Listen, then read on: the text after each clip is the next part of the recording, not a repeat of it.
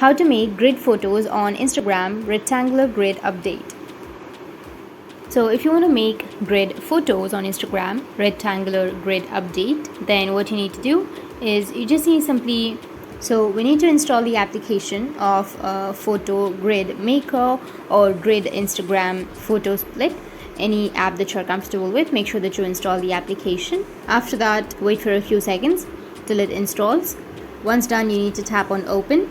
After that, here as you can see that you will have a grid maker. You need to tap on it, select the photos that you would like to add to your grid, choose multiple photos.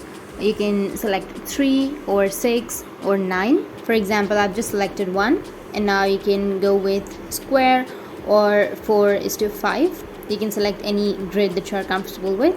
And after that, you need to go with the tick which is on the top right, and here you need to go with save grid images which is on the bottom, and all of those 9 images will be saved. Now you can go back, open up your Instagram, and then post all of those 9 photos. But make sure that you've posted the photos separately and not all at once. So go with the plus option which is on the bottom middle, and then save all of the photos one by one, or post them one by one.